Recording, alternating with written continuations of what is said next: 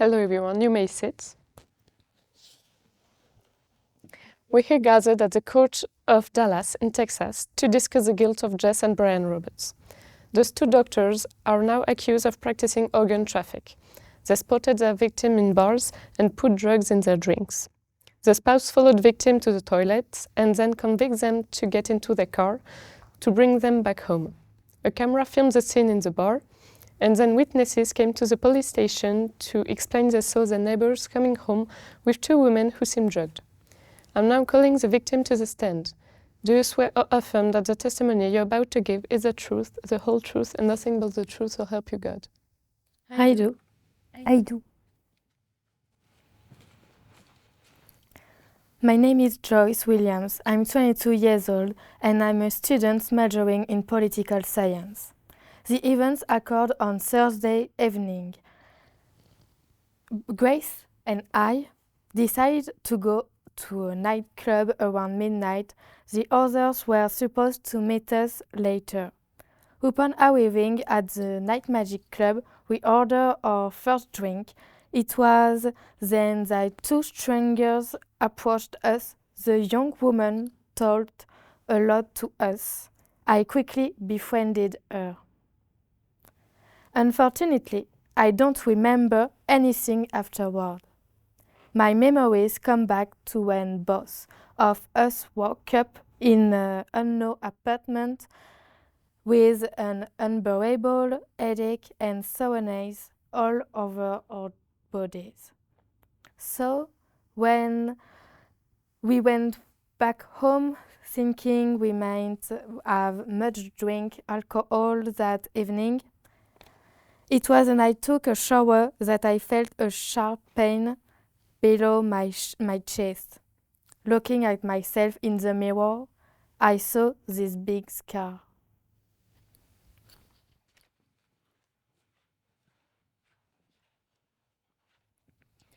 I'm Grace Smith. I'm 22 years old and I am currently studying for a master's degree in law. As Joyce said, we went to the Night Magic Club to celebrate the end of our finals, but it turned into a nightmare. We only had time to order one drink, then this overly friendly blonde girl came and started talking to Joyce. He was this very weird guy here. I thought it was strange straight away. She was way too comfortable. I took a few sips and then blackout. I woke up in a place I didn't know. Joyce was here too. I was aching all over. We went just home. And when I took off my shirt, I saw that I was bleeding. I didn't see it before because it was on my back. Then I saw that I had a big scar. So I called Jad, and she had a scar too. And this is when we decided to call 911. So Joyce, could you tell us how you felt when you woke up the day after the incident? Like I said, body aches and a headache. And you, Grace? I felt dizzy. I had no control over my body, and I had great difficulty to move my limbs. It was very painful. So basically, the consequences of your misadventure is a big migraine and a day of recovery in bed. Well, that's unfortunate. I'm very sorry for you. But besides the scar, none of you suffer from any physical pain or health problem?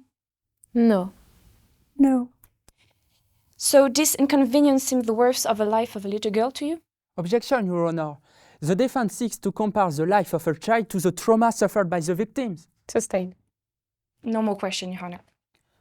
Now, I want to call to the stand the principal investigator on this case, Patrick Flanderson. Officer, tell us how you successfully find who the culprits are. Hi, I'm Patrick Flanderson, the officer who investigated this case.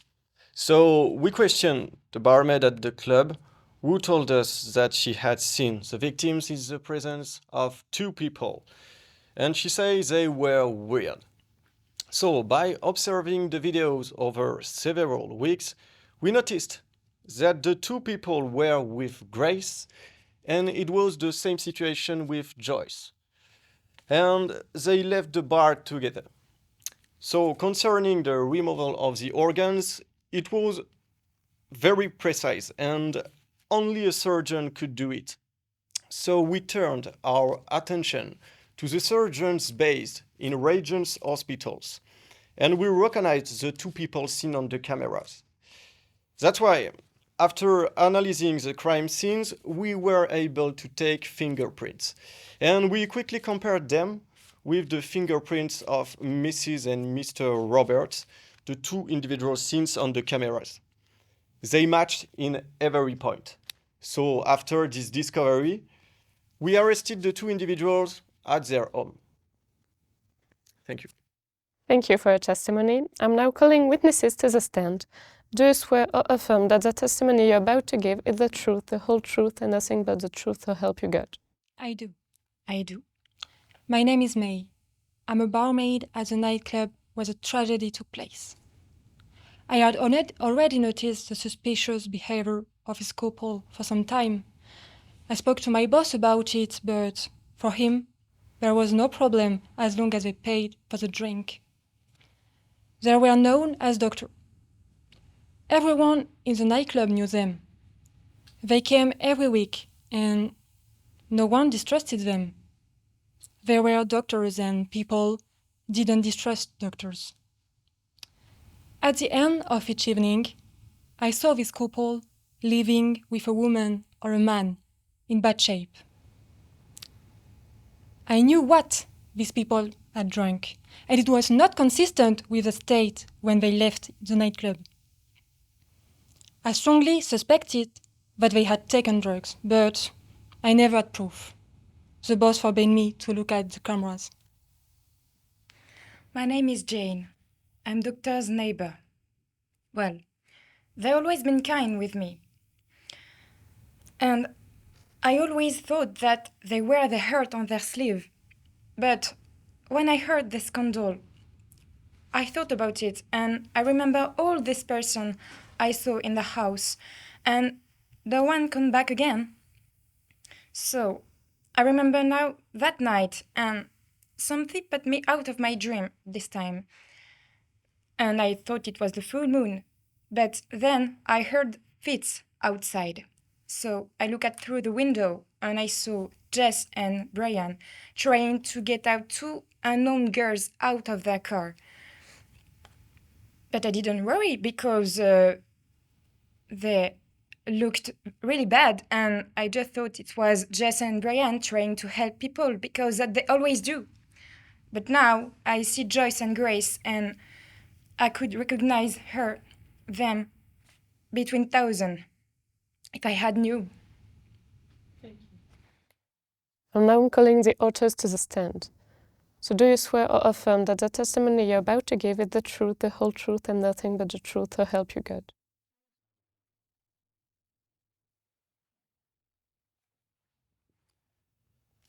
Dear Sir or Miss, I had a time during my temporary incarcerations to write these few lines. My name is Brian Roberts, and I'm accused of organ traffic. I am sorry. I'm very sorry. For what I did, we are sorry. We just wanted to save children's lives. My wife and I have a tragic story. We lost our two children, and one died of kidney failure. It's been a difficult time for us, seeing your children dying, and we couldn't do anything as a doctor. We saved children's chance to our acts. In doing so, I wanted to please my wife. She was happy to see children alive. I admit that it leads to doing things that are criminally forbidden, but for it's necessary. We did it with good intentions, and that's my last word. Hello, everyone. I'm Jess Roberts, and I've been charged with organ trafficking. And I'd like to explain myself and tell you what I did, which may seem cruel. The first time wherein I did this, it was to save a poor little girl. Her name is Lily. She's 8 years old.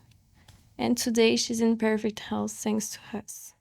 She was going to die because her kidneys were failing. The system is so unfair. She waited 3 years. She was dying. As doctors, it was our duty to save her. We didn't kill anyone. We are surgeons. We knew what we were doing. The person was safe. We performed the operation with all the necessary tools. We took care to anesthetize the person so that they didn't suffer. Then we relieved them with medication and closed the wound perfectly. Anyone can live with just one kidney. It was really to save the lives of poor children who die for lack of organ donation. I apologize to the victim. Thank you.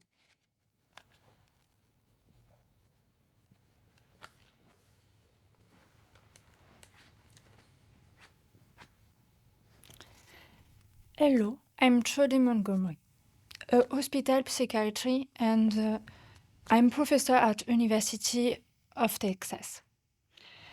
About the loss of their child, it changed them profoundly. Mrs. Robert is extremely sensitive. She is incapable of truly earning anyone. She takes no pleasure in making people suffer. Mr. Robert rarely took his action for the good of others. For him, it is a heroic act. At the time of the action, he was incapable of understanding that the victim were not in the same frame of mind as he was. He has no feeling. He is incapable of them. Mr. Robert likes to play with emotion. It's like a drug for him. Thank you.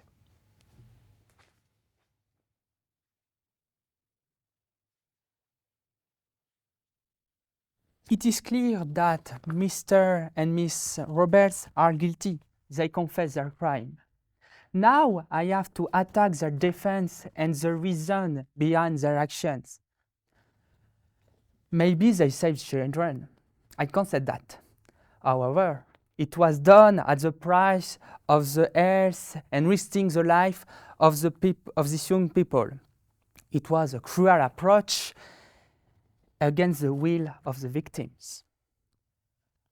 Honorable intentions and pure benevolence? Nonsense! The victims are traumatized for the rest of their lives. Honorable goals doesn't justify any criminal means. Your honor, for crimes of organ trafficking, abducting, drug use, and clandestine medical operation, I claim for these two people to be sentenced to 30 years imprisonment. I know you will make the right choice.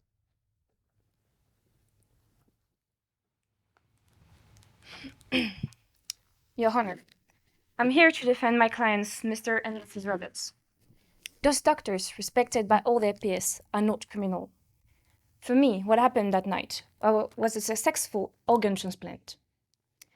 As the psychiatrist said, as her expertise indicated, my clients lost their daughter at a very young age. The fact that she could have been saved by a simple organ transplant just devastated Mr. and Mrs. Roberts. They therefore committed themselves to save all the children in the same situation as their late daughter. Aware or not of their madness, my clients only saved children in need without causing any harm to the donors. Can we blame them for wanting to save innocent people? No. Does this justify attacks on physical integrity of healthy students? No, of course. But does this deserve a 30-year prison sentence? I don't think so either. Your Honor, I recommend a prison sentence of 10 years, as well as psychological monitoring of my clients to overcome the loss of their child. Thank you. Regarding the different testimony, I have to pronounce the guilt. Indeed, you admitted your crime and even said you would do it again. You now understand that I can't let you do that. It will be a real danger to society. The sentence for organ trafficking is 7 years of jail and a fine of $100,000, but you also drugged people against their will. I now sentence you each to 40 years of jail and a $200,000 fine. If you behave well, you may ask for early release, but not until 10 years. If there are no other issues, the hearing is adjourned.